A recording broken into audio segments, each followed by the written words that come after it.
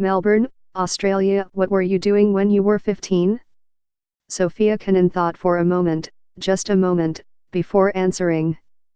Kenin thinks as she talks, quickly.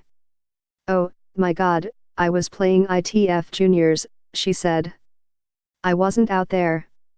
Out there on Sunday was the Melbourne Arena, packed to the rafters for a fourth-round match at the Australian Open between Kenin and 15-year-old Coco Gauff.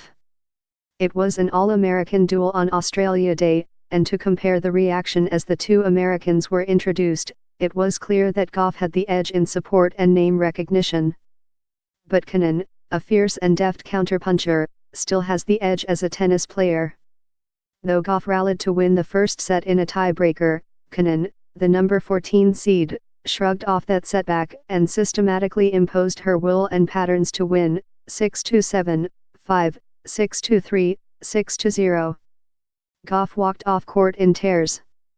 I think naturally when I lose, I'm just a bit emotional, she said. But winning had Kenin in tears as well, as she processed the feeling of reaching her first Grand Slam singles quarterfinal. At 21, Kenin, the daughter of Russian immigrants, is young for a tennis player in an era when Roger Federer and Serena Williams are still winning tournaments at 38.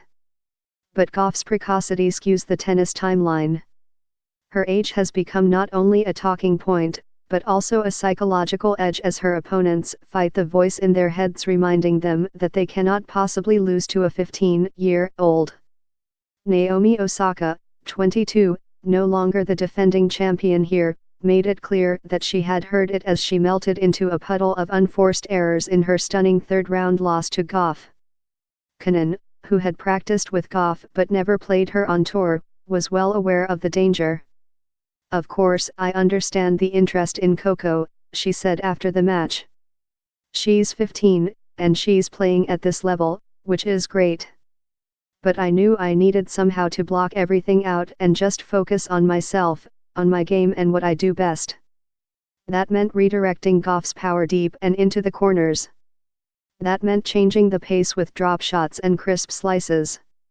That meant placing her serve effectively to limit the powerful Gauff's ability to attack returns.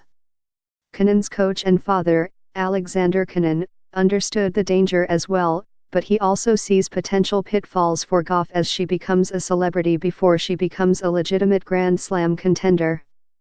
People make such a big fuss about it, and I'm not sure it is helping her, he said of Gauff's age as he worked his way back to the players' lounge through the crowd exiting Melbourne Arena. I don't think it's going to help her in the long run, he said. But anyway, that creates some jitters among other players, and it's not easy to play her. It was the story with Osaka, so basically Sofia was fighting more herself than the opponent. In Alexander Kenin's view, Gauff still has a lot of holes in her game. Sonia was exploiting them pretty good, he said, using his daughter's nickname. There are deficiencies, which is perfectly understandable at 15. Gauff's forehand is not a pure stroke and can break down, as it did frequently in the final two sets on Sunday. Because of her extreme forehand grip, she is also vulnerable to low balls, and Kenin gave her plenty of them with her chopped ground strokes. Gauff's taste for risk on her second serve has a downside, double faults. She had 7 against Kenin, and she also needs to improve her backhand slice. But there is also so much to celebrate: court coverage, serving power and a two-handed backhand that would all be remarkable for a player of any age. There are also the intangibles: poise, fighting spirit and an ability to embrace the big occasion in the game's biggest stadiums. The thing I'm most proud of myself is how I handled it on the court, Gauff said. Even though today I lost a set 6-0, I was still believing I could win it. I don't think I showed any negative emotion too much in the match. I just tried my best.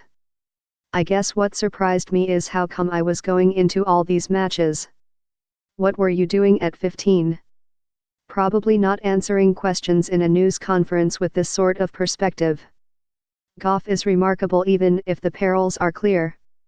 She and her family have said that she intends to be the greatest, and that they do not want to limit her horizons or ability to dream big.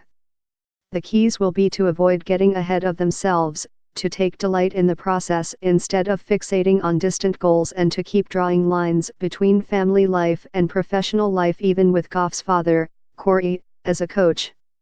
It will not be easy, particularly as the money rolls in, but Gauff and her team appear to be off to a fine start, limiting her interviews and putting the accent on the positive.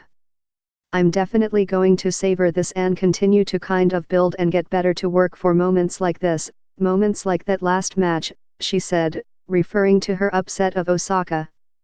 Even today, even though I lost, I still had a lot of fun. Gauff has played in 3 Grand Slam tournaments in singles, reaching the 4th round of Wimbledon, the 3rd round of the United States Open, and the 4th round in Melbourne. She will be ranked just outside the top 50 next week, but will be allowed to play only one more tour event before turning 16, on March 13. She said that would be at the BNP Paribas Open in Indian Wells, California.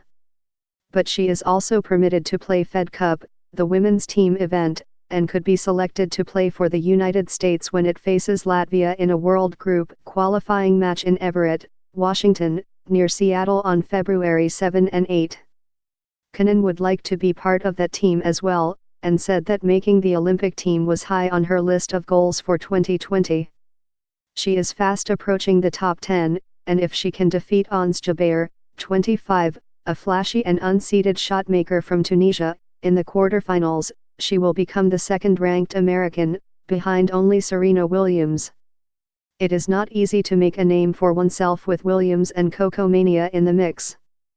But Kenin, who upset Williams in the 3rd round of last year's French Open, is quite a talent herself and the only American women's singles player left out there in the Australian Open.